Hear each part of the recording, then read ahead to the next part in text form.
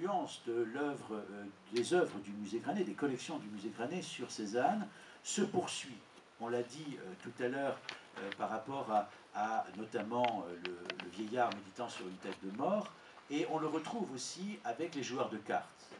Les joueurs de cartes, d'après les frères Lenain, que vous connaissez, qui se trouvent exposés dans nos salles, est à mettre en rapport étroit avec cette œuvre que Cézanne va réaliser au début des années 90, qui est le début de la grande série des joueurs de cartes.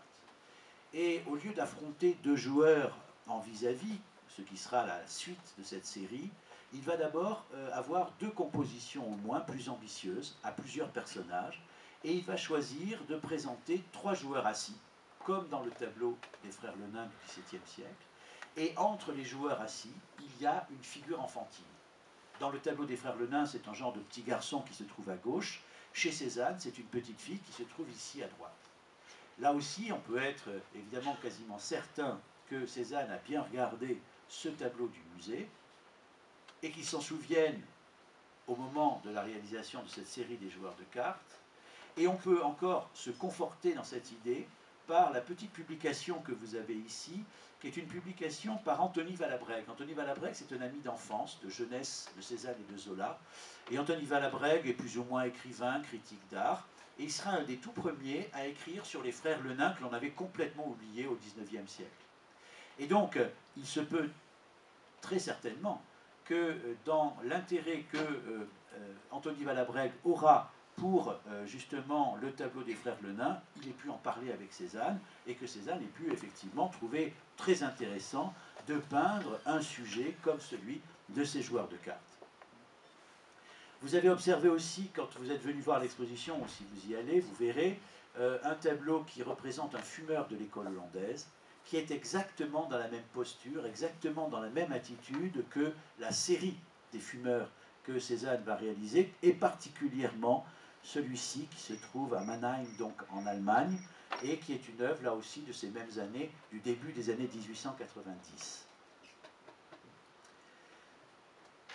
Les images aussi que nous avons de l'époque où Cézanne a fréquenté ce musée, alors soit dans sa période de jeunesse, mais là les documents nous manquent, à part le plan que je vous ai montré tout à l'heure, qui est quasiment contemporain du jeune Cézanne. Là nous sommes plutôt avec l'avènement de la carte postale, grosso modo on va dire entre 1900 et 1915, et là par exemple vous avez la place Saint-Jean-de-Malte telle qu'elle existait à l'époque. Elle n'a pas beaucoup changé, hein, pas énormément changé, à part la calèche évidemment. La restauration de la façade de Saint-Jean-de-Malte qui est en train de se réaliser, et puis l'inscription musée au-dessus de la porte qui avait été apposée, qui a été enlevée au moment de la restauration de la façade, de même que le blason rapporté de l'écusson de la ville d'Aix qui a été aussi depuis enlevé.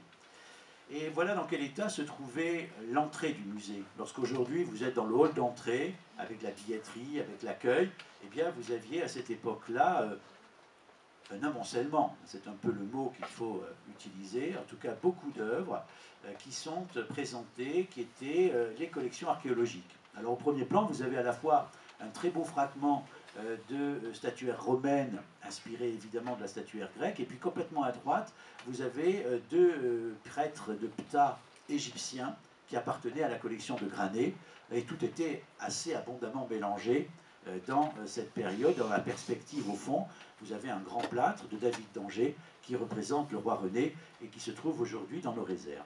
C'est le même espace, mais dans l'autre sens, avec cette autre perspective, la mosaïque d'Orphée charmant les animaux, les éléments comme par exemple ce très beau sarcophage de l'époque romaine, et cette accumulation toujours qui marque les musées de cette époque, les salles de sculpture que vous connaissez, qui ont été à peu près conservées dans l'esprit qui avait été celui de leur création dans les années 1875-1880, au moment où on a créé cette aile Bourguignon de Fabre-Goulle pour accueillir la collection Bourguignon de Fabre-Goulle.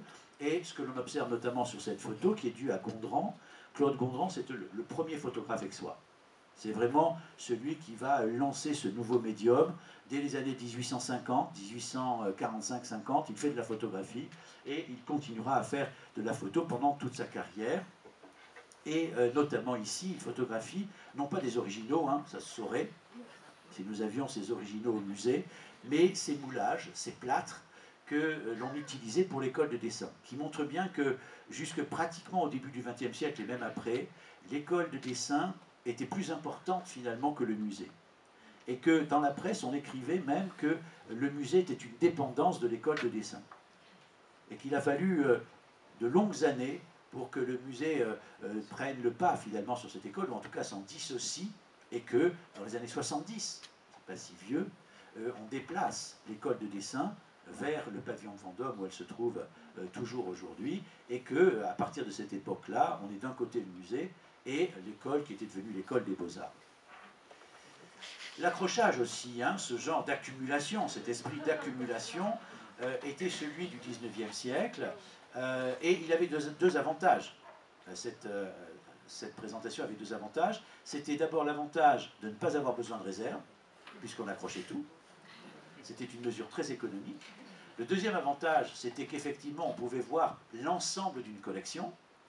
L'extrême des avantages, c'est que les œuvres s'étouffaient les unes des autres, que les chefs-d'œuvre côtoyaient les œuvres moyennes, voire très médiocres, et qu'effectivement, comme tout ça a été classé par école, on avait tendance à effectivement s'y retrouver, mais assez difficilement, et en tout cas de ne pas mettre en valeur la qualité des œuvres.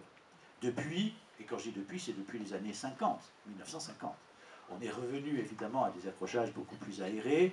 Là, effectivement, la mise en valeur de l'œuvre prime. Mais en tout cas, Cézanne a connu, et jusqu'à la fin de sa vie, jusqu'en 1906, ce type d'accrochage. C'était ce type de perception qu'il avait des œuvres lorsqu'il venait au musée. Alors, pour parler de cette histoire de Cézanne à Aix, et vous m'arrêterez quand je dois m'arrêter, je ne sais pas, je n'ai pas compté le temps, mais... Encore un quart d'heure, 20 minutes. On en fera une deuxième alors, parce que je suis sûr de ne pas terminer. Hein. Alors, donc en 1866, j'ai pris quelques références qui me paraissent tout de même très claires. Lorsque Guillemet, qui est un impressionniste beaucoup moins connu que les autres, vient à Aix, vient travailler avec Cézanne à Aix, il écrit d'Aix à Zola. Le temps est proche, nous sommes en 1866. Le temps est proche où on viendra lui offrir la direction du musée. Ce que je souhaite fort, car où je le connais peu, où je crois qu'on y verrait quelques paysages assez réussis, au couteau, et qui n'ont que cette chance de rentrer dans un musée quelconque. Belle vision des choses tout de même, hein.